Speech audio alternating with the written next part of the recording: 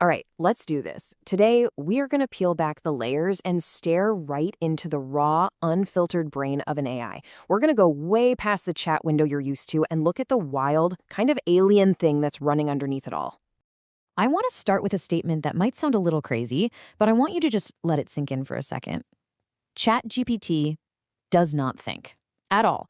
It doesn't understand a single thing you're saying to it, not one word.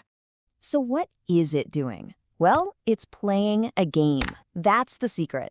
It is playing the most complex, high-stakes guessing game in the history of the world.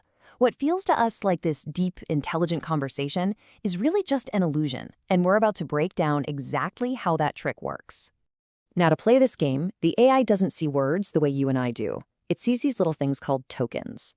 Think of them like Lego bricks for language. A common word might be one token, but a more complex word like information gets broken down into smaller pieces, like in, form, and ation. Its entire vocabulary is built from over 120,000 of these little fragments. And the game itself? It's almost shockingly simple. Step 1, it looks at all the tokens you've given it. Step 2, it runs this massive calculation to figure out which one of its 128,000 tokens is the most statistically likely to come next. Step 3, it sticks that token on the end. And step 4, it just does it all over again. One token at a time. Okay, so here's how to really picture this.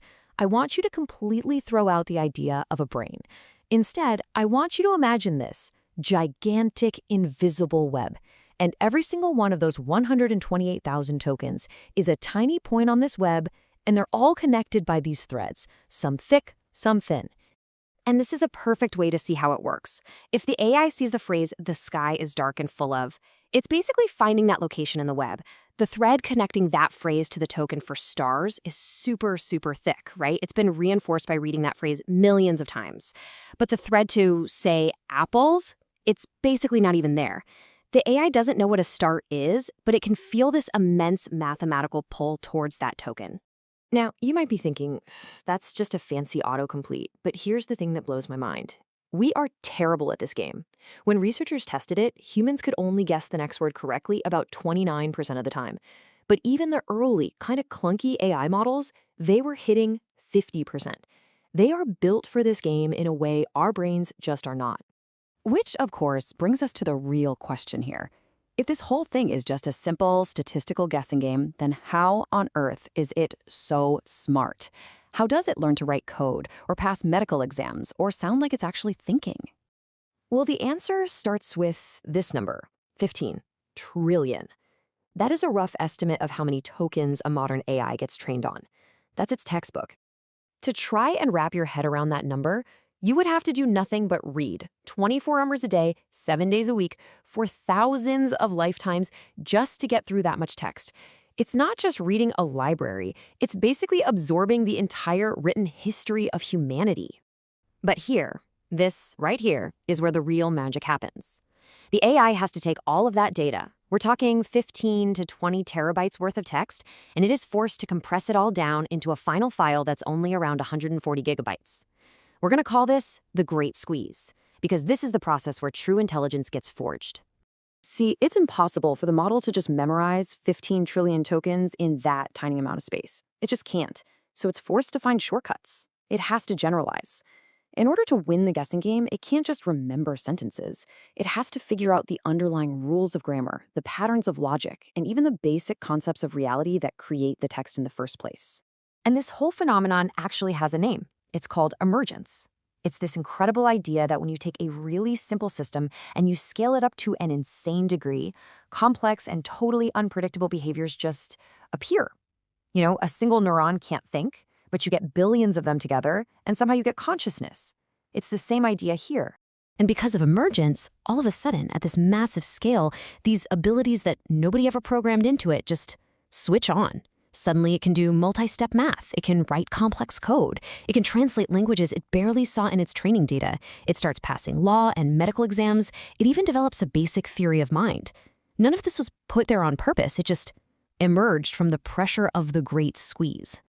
So at the end of this whole colossal process, all this training, all this compression, you're left with this artifact of incredible power. This is what the engineers call the base model. It's the raw AI brain. And here is the twist. After all of that, after creating this brilliant engine of logic and reason, in its raw, natural state, it is absolutely 100% unusable, even dangerously so. That's because this raw brain has zero concept of being a helpful assistant. It has no goals, no intentions, not a shred of common sense. It has only one single-minded obsession: continue the statistical pattern of whatever you give it, period. And this leads to all kinds of insane failures. It'll just parrot back the most toxic, biased garbage it found on the internet. It will confidently make up facts and sources out of thin air. It literally can't follow a simple instruction. And it can get stuck in these bizarre infinite loops, just repeating the same nonsense over and over. Let me give you a perfect example of what I'm talking about. A user gives the raw model a totally simple, straightforward request: write me a poem about the ocean. You'd expect a poem, right? But the raw AI, it doesn't see an instruction. No, it sees the pattern of a list of creative writing prompts. So what's the most statistically likely way to continue that pattern? Well, it's to add more prompts to the list. It just completely whiffs on what the user actually wanted. And this really shows you the night and day difference. The raw base model is a total liability. It's uncontrollable, unsafe, unreliable.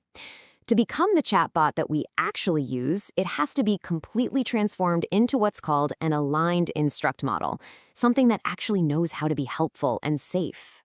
So that leaves us with this pretty fascinating and, frankly, kind of terrifying problem. We've gone through all this incredible effort to build this powerful, intelligent mind, but what we've actually created is this chaotic, untamed force of nature. So how do you tame it? How do you take that wild engine of pure logic and turn it into a helpful, reliable partner? Well, to make it safe, to make it useful, you have to send it to school. And we are going to cover exactly what that looks like in our next explainer.